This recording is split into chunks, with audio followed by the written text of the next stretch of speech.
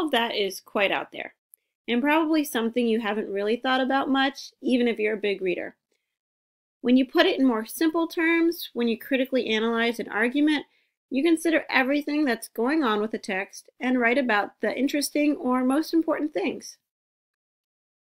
Firstly, you want to take a look at the author's purpose or their intentions, and these are both the overt intentions as well as perhaps the hidden intentions, if you can spot those.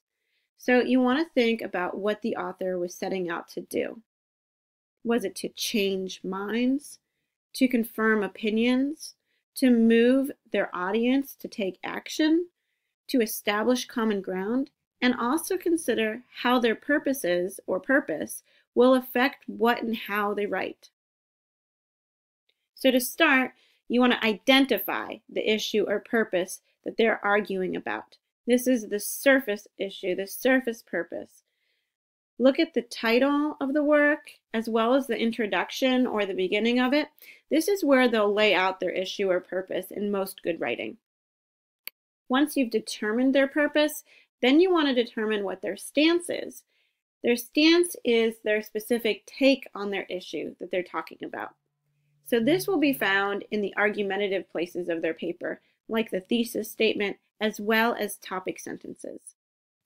So once you've determined the purpose as well as the stance, now it's time to do a little bit of that analysis and evaluation. So you're going to want to evaluate their stance as well as their support. Is their thesis good? And this goes back to all the different things that make a thesis good. Is it clear? Is it arguable? Is it narrow enough? Is it assertive? Is it qualified enough that it doesn't have a lot of holes in it? And additionally, is there sufficient evidence to back that thesis? And of course, is that evidence good? Does it come from good sources?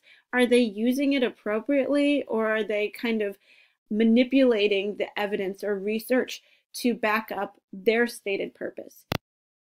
So at this point, you're starting to look at the quality of the writing and not just laying out what their overt purpose or overt intentions are.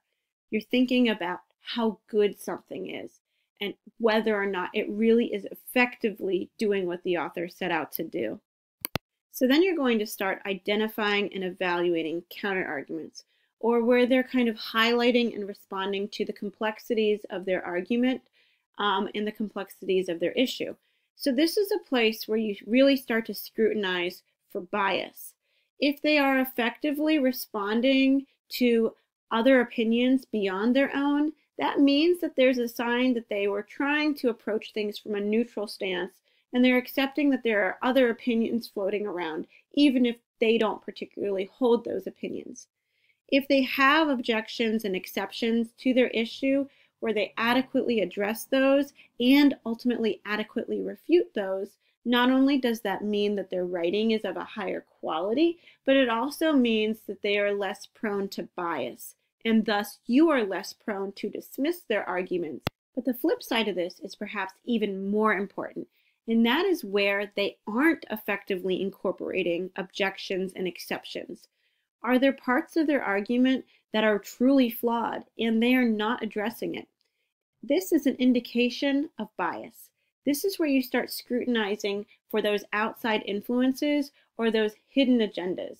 If you as an author are starting to pick up where they are not seemingly able to incorporate and respond greater opinions beyond their own, that's an indication that there is something going on here that they aren't being forthright about. Once you've identified an author's purpose, examined and evaluated their stance and evidence, looked for counterarguments or lack of inclusion of other viewpoints, you want to take a holistic look at the whole piece. The most effective way to do this is to examine its main organizational structures, the cueing devices like thesis statements and topic sentences, individual paragraphs and what they set out to do, as well as the overall flow, the give and take of the argument. This not only gives you a better sense of the quality of the writing and a better understanding of their point and purpose, but it also helps you get a mental snapshot of the work as a whole, which you can use to scrutinize it, again, holistically. Once you've wrapped your head around the whole piece, you can better answer questions like, Was there bias? What points were the most effective? What aspects of the work were not successful? How will different readers, depending on their backgrounds, receive the message? How did I receive the message? And so forth. Again, this is something you can really only do once you have an understanding of the whole work. Generally, you want to consider two questions. How well did the author achieve their stated purpose? And what else went into the work that affects its reception? So consider what other elements of the text got in the way. Was the writing good enough to succeed at its goal? And how universal was the text?